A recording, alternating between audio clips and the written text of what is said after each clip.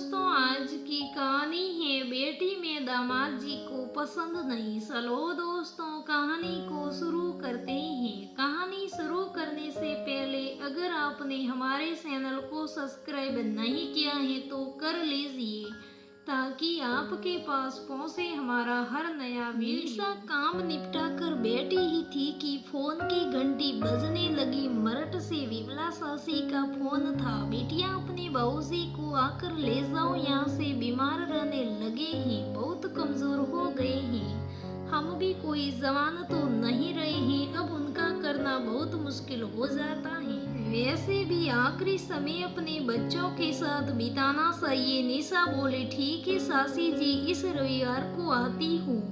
बाबूजी को हम दिल्ली ले आएंगे। फिर इधर उधर की बातें करके फोन काट दिया। बाबूजी 3 भाई हैं, पुस्तौनिक मकान है, तीनों वहीं रहते हैं। निशा और उसका छोटा भाई विवेक दिल्ली में रहते हैं अपने अपने परिवार के साथ। 3-4 साल पहले विवेक को फ्लैट खरीदने के लिए पैसे की आवश्यकता पड़ी तो बाबूजी ने भाइयों से मकान के अपने 1/3 हिस्से का पैसा लेकर विवेक को दिया था। उस खाने पहनने के लिए अपने लायक रखकर दिल्ली आना नहीं चाहते थे, इसलिए एक छोटा सा कमरा रख लिया था। जब तक जीवित थे तब तक के लिए। निशा को लगता था कि अम्मा के जाने के बाद बिल्कुल अकेले पड़ गए होंगे बाबूजी, लेकिन वहाँ पुरानी परिस्थितियों के बीच उनका मन लगता था। दोनों सासियां भी ध्यान रखती थी। दिल्ली में दोनों भाई बहन की गृहस्थी भी मजे से चल रही थी। रविवार को निशा और विवेक का ही कार्यक्रम बन पाया मरठ जाने का। निशा के पति अमित एक व्यस्त डॉक्टर हैं। महीने की लाखों की कमाई है उनका। इस तरह से छुट्टी लेकर निकलना बहुत मुश्किल है। मरीजों की बीमारी न रविवार देखते हैं न सोमवार। विवेक की पत्नी रेणु की अपनी जिंदगी है, उस वर्गीय परिवारों में उठना बैठना है। उसका इस तरह के छोटे मोटे पारिवारिक पसड़ों में पड़ना उसे पसंद नहीं है। रास्ते पर निशा को लगा विवेक कुछ अनमना गुमसुमा सा बैठा है। वह बोले, इतना परेशान मत हो, ऐसी कोई चिंता की बात नहीं है। उम्र हो रही है, थोड़े कमजोर हो गए हैं, ठीक हो जाएंगे। विवेक चीखते हुए बोला, अच्छा खासा चल रहा था। पता नहीं सासा जी को ऐसी क्या मुसीबत आ गई। 2-4 साल और रख लेते तो अब तो मकानों के दाम आसमान छू रहे हैं। तब कितने कम पैसों में अपने नाम करवा लिया 3रा हिस्सा।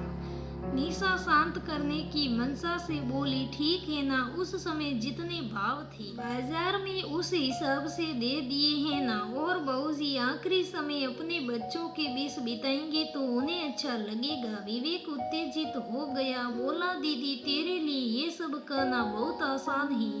3 कमरों के फ्लैट में कहाँ रखूंगा उन्हें। रेणु से किट रहेगी, वो अलग। और उसने तो साफ मना कर दिया है, वह बाबूजी का कोई काम नहीं करेगी। वैसे तो दीदी लड़कियां हक मांगने तो बड़ी जल्दी खड़ी हो जाती हैं, करने के नाम पर क्यों पीछे हट जाती हैं। आजकल लड़कियों की शिक्षा और शादी के समय में अच्छा खासा खर्चा तो हो जाता है। तू क्यों नहीं ले जाती बाबूजी को अपने घर, इतनी बड़ी कोठी है, जीजा जी की लाखों की कमाई है। निशा को विवेक का इस तरह बोलना ठीक नहीं लगा। पैसे लेते हुए कैसे वादे कर रहा था बाबूजी से, आपको किसी भी वस्तु की आवश्यकता हो तो आप निसंकोच फोन कर देना, मैं तुरंत लेकर आ जाऊंगा। बस इस समय हाथ थोड़ा तंग है। नाम मात्र पैसे छोड़े थे बाबूजी के पास और फिर कभी फटका भी नहीं उसकी सूंद लेती। निशा तू चिंता मत कर, मैं ले जाऊंगी बाबूजी को अपने घर। सही है, उसे क्या परेशानी, इतना बड़ा घर। फिर पति रात दिन मरीजों की सेवा करते हैं, एक पिता तुल्य ससुर को आश्चर्य तो दे ही दे सकते हैं। बाबूजी को देखकर उसकी आंखें भर आई। इतने दुबले और बेबस दिख रहे थे। गले लगते हुए बोली, पहले फोन करवा देते, पहले लेने आ जाती। बाबूजी बोले, तुम्हारी अपनी जिंदगी है, क्यों परेशान करता। वैसे भी दिल्ली में बिल्कुल तुम लोगों पर आश्रित हो जाऊंगा। रात को डॉक्टर साहब बहुत देर से आए, तब तक पिता और बच्चे सो चुके थे। खाना खाने के बाद सुकून से बैठते हुए निशा ने डॉक्टर साहब से कहा, बाबूजी को मैं यहाँ ले आई हूँ। विवेक का घर बहुत छोटा है, उसे उन्हें रखने में थोड़ी परेशानी होती। अमित के एकदम से तेवर बदल गए। वो सख्त लहजे में बोला, यहाँ ले आई हूँ ये से क्या मतलब है तुम्हारा? तुम्हारे पिताजी तुम्हारे भाई की जिम्मेदारी है। मैंने बड़ा घर वृद्धाश्रम खोलने के लिए नहीं लिया था, अपने रहने के लिए लिया है। जायदाद के पैसे हड़पते हुए नहीं सोचा था साले साहब ने कि पिता की करनी भी पड़ेगी। रात दिन मेहनत करके पैसे कमाता हूँ, फालतू लुटाने के लिए नहीं मेरे पास ही। पति के इस रूप से अनजान थी निशा। रात दिन मरीजों की सेवा करते हो, मेरे पिता के लिए क्या आपके घर और दिल में इतना सा स्थान भी नहीं है? अमित के चेहरे की नसें तनी हुई थी। वह लगभग खींचते हुए बोला, मरीज बीमार पड़ता है पैसे देता है, ठीक होने के लिए मैं इलाज करता हूँ, पैसे लेता हूँ, ये व्यवहारिक समझौता है, इसमें सेवा जैसा कुछ नहीं। यह मेरा काम है, मेरी रोजी रोटी है। बेहतर होगा तुम 1-2 दिन में अपने पिता को विवेक के घर छोड़ाओ। निशा को अपने कानों पर विश्वास नहीं हो रहा था। जिस पति की वो इतनी इज्जत करती है वे ऐसा बोल सकते हैं? क्यों उसने अपने भाई और पति पर इतना विश्वास किया? क्यों उसने शुरू से ही एक पैसा का हिसाब नहीं रखा? अच्छी खासी नौकरी करती थी। पहले पुत्र के जन्म पर अमित ने ये कहकर छुड़वा दी कि मैं इतना पैसा कमा रहा हूँ, तुम्हें नौकरी करने की क्या आवश्यकता है? तुम्हें किसी चीज की कमी नहीं रहेगी, आराम से घर रखकर बच्चों की देखभाल करो। आज अगर नौकरी कर रही होती तो अलग से कुछ पैसे होते उसके पास। यहाँ 10 साल से घर में सारा दिन काम करने के बदले में पैसे की मांग करती तो इतने तो हो ही जाते कि पिताजी की देखभाल अपने दम पर कर पाती।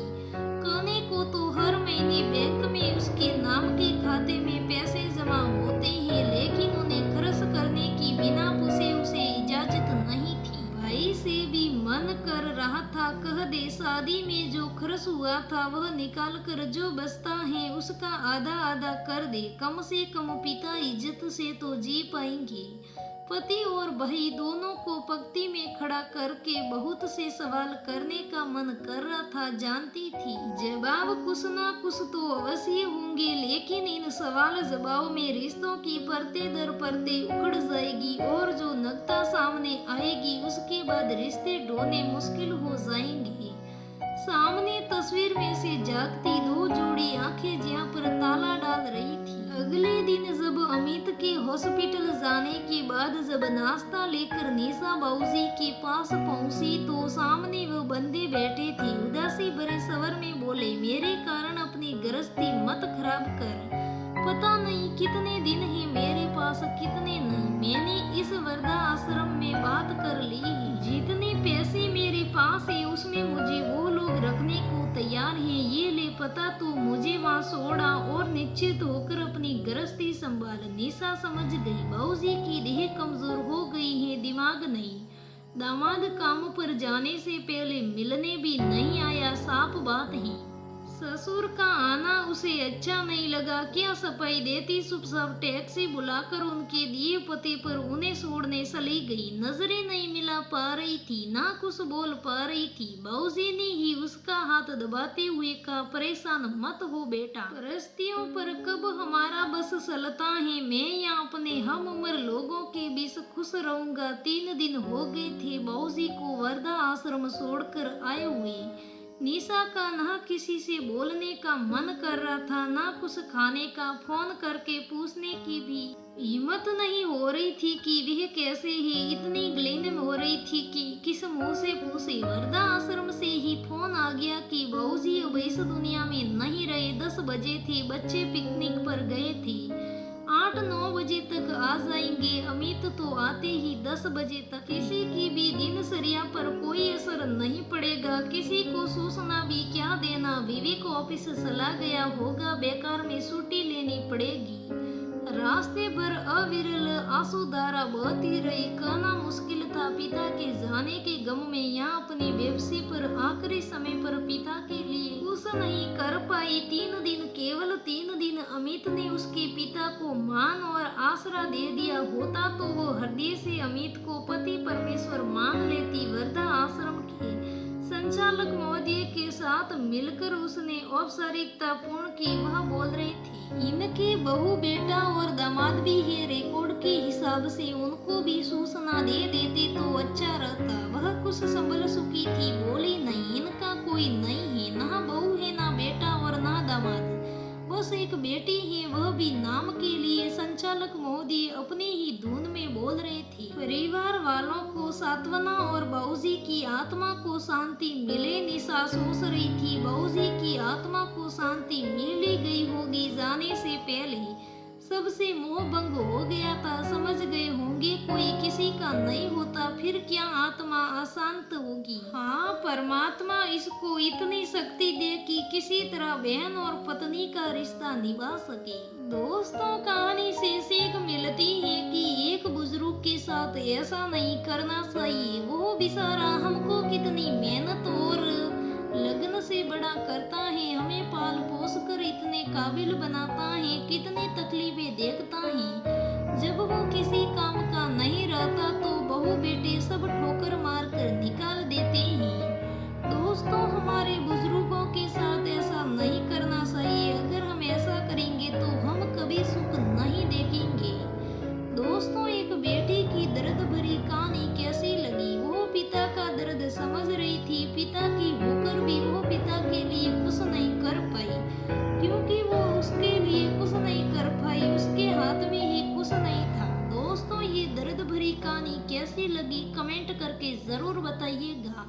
अगर कहानी अच्छी लगे तो लाइक करना, शेयर करना, हमारे चैनल को सब्सक्राइब करना। धन्यवाद दोस्तों, फिर मिलते हैं।